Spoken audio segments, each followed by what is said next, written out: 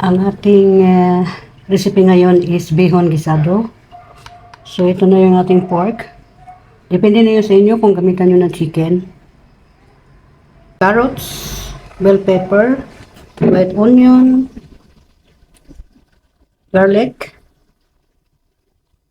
cabbage sliced into thin piece, at saka itong shrimp. Yan ang ating noodles. So umpisahan na natin ang pagluluto. So ayan guys, ang una natin gawin is initin natin itong ating kawali. Lutuin natin yung pork. Lagyan ng konting mantika.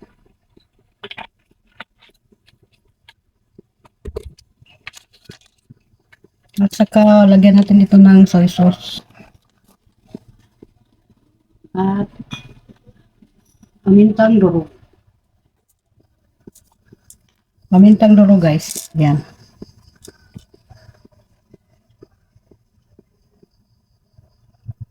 Ilagay na natin ang ating pork.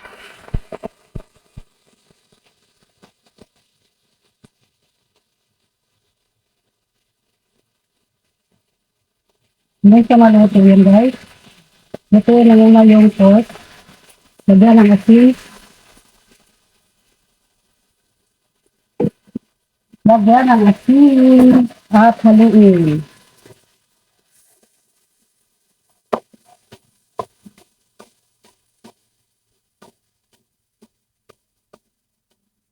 Haluin siya guys yun. Hanggang sa magiging brown. At ang ginagamit kong pork na yun is asin.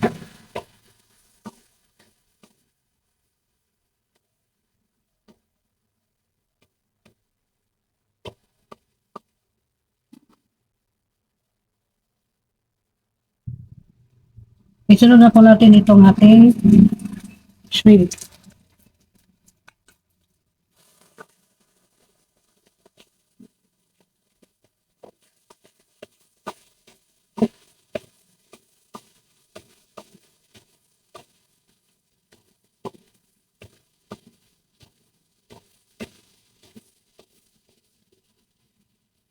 So, muna ilagay natin itong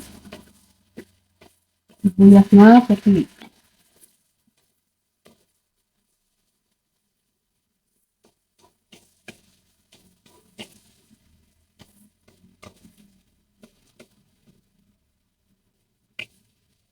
And then, ang ating bawang.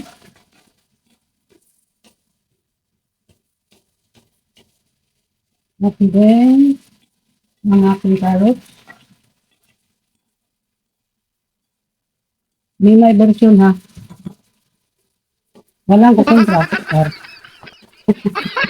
Walang kukumpra. Nagkatawa lang ako guys. Tumatawa lang si Kamimay. At lagyan ng pamintang durog. Aha. Bango na siya. Mata, depende niya sa inyo guys kung lalagyan pa niyo ito ng kapis.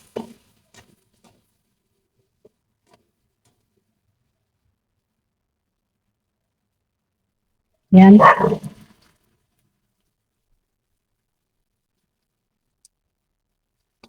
Lagyan yung kapis at ilan. Oo, sunod natin dito is yung kapis.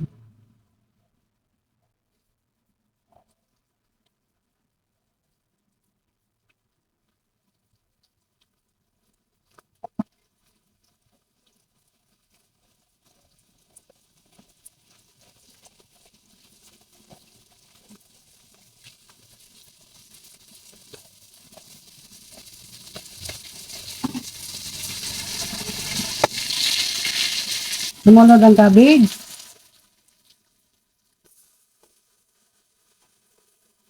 Gasan. Gasan ko yung gasa. Akala mo lang yung gasa. Gasan yan. Yan. At ito ang ating hiling Wala. Hindi, niyaro mo lang.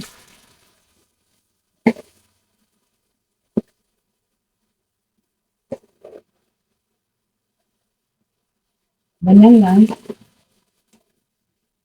Ganyan lang siya, guys.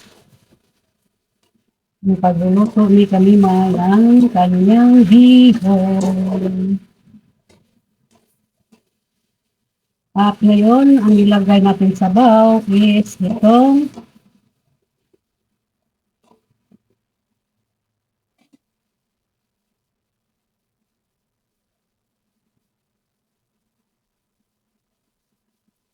sabaw ng dinikdik na pasayan.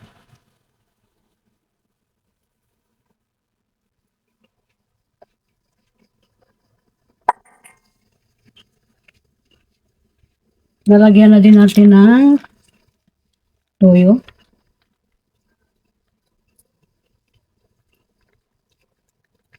Bubos ko na yung toyo ko, guys. Pampalasa. Gana yung toyo. At dagdagan pa natin dito ng tubig. Yung yung shrimp is binabad ko na, guys.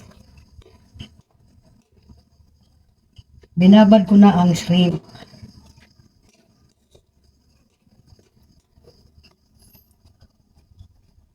At dagdagan natin ng tubig, guys.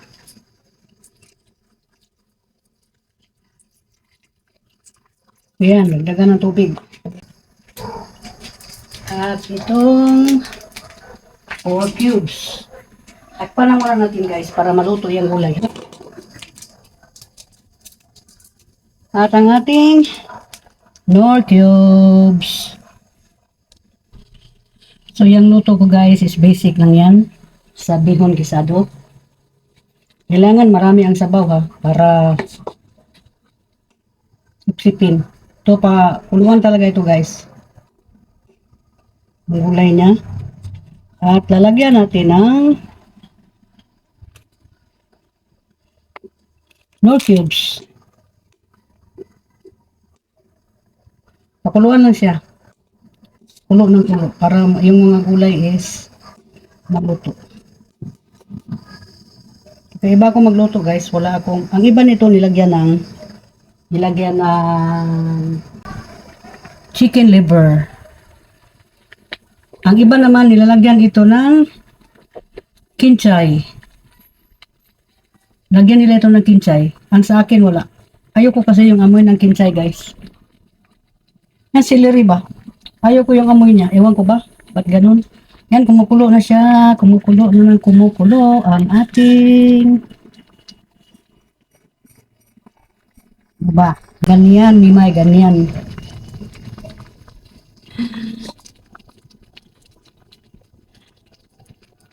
Yan, so makita nyo, marami yung sabaw, ha. Maraming sabaw. At isa lang ang balot ng bihon nito pagbili ko, guys, ha. Marami. Yung tawag dito, yung biho, ay yung pang ano ng mga bihon. Wow. Ito na ang bihon, guys. Iba kasi ang bihon ngayon, guys, no? Iba talaga ang bihon ngayon, hindi pagkagaya noon na maputol-putol mo pa. Binabad ko ito, ha. Baka mamaya idiretso ninyo. Nandyan na yan sa inyo. Dungagan, dagdagan na nyo ng tubig. Kasi ako pag magluto ako ng ganito, guys, ano talaga yan, yan. Yan, ganun siya. Diba, sisipsipin lang yan, no? Sisipsipin ng sisipsipin. Yan mo siyang maluto.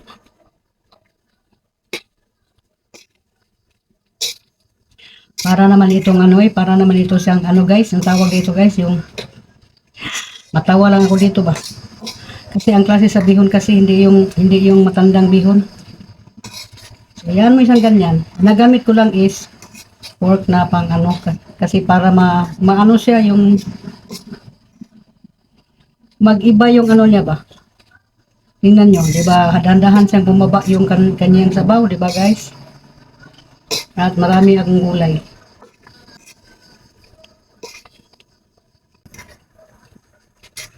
So ayan, kailangan ganyan, lutong-luto ang bihon ha. Yan lang talaga ang sikreto sa ating luto guys. Isang pack lang ito.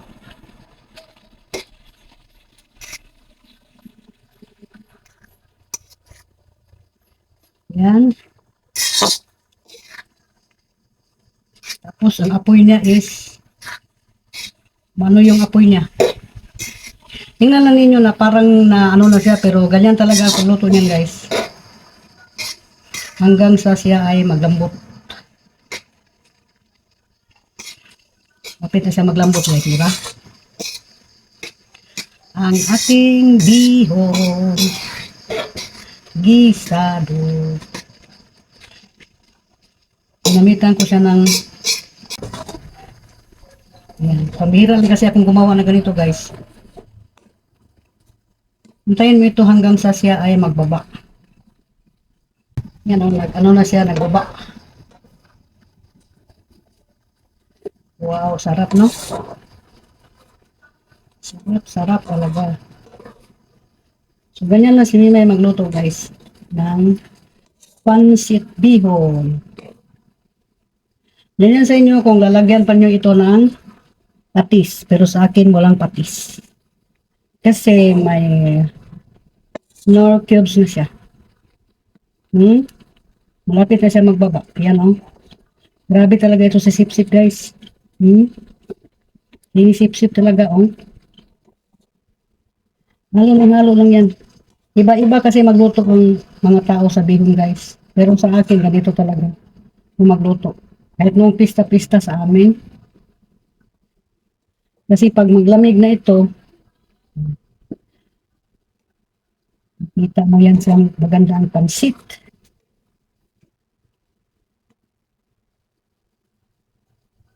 I-remind ko sa inyo guys, isang pack lang ito ha. Ayan na, bumaba na siya. Bumaba na, sinisip-sip na talaga. At sobrang bango. Nandyan na yun sa inyo kung lagyan nito ninyo ng celery or yung kinchay. Nandyan na yan sa inyo. Pero sa akin wala. Ayoko kasi ng amoy guys ng kinchay.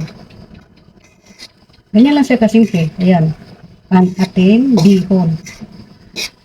Kaya hindi doon lang ginagamit ko dito paghukay guys ha. Para mag-ano siya ba, mag-separate. Diba? Kita ninyo, oh. Sarap ito sa tinapay, wey. Pwede nyo itong kainin na walang rice, uy. Kasi hindi siya maalat. Pag ako magluto, guys, hindi siya maalat. Malamis, tamis. Ganyan ang sikreto ko. Kaya nga marami nagtanong sa akin kung paano daw sikreto. Yung sikreto is, ano lang siya. Yan. Shrimp. Ang sabaw nito is hinikdik sa shrimp, diba? No chicken liver. Ayan, tapos na ang ating bihon gisado. Next time guys, mabili na talaga ako ng kasi nga iba klase ito mabili kong bihon. Iba siya para sa sutanghon. Parang sutanghon. May. Yan, bumaba na. Wala na. Luto na siya talaga, guys. Luto na siya. At kainan na. Bigyan ko naman doon sa kabila. Yan naman talaga ang sistema ni Mimay, guys. Magbigay doon sa kabila. Diba? Ayan. Huwag ko na ang ano niya, ang apoy. Ayan siya. Diba? Masarap. So, magkain ka nito, lagyan mo ng kalamansi. Ganun lang.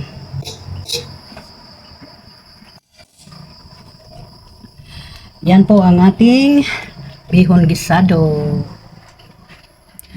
Bihon gisado ni Kamimay. Ayun.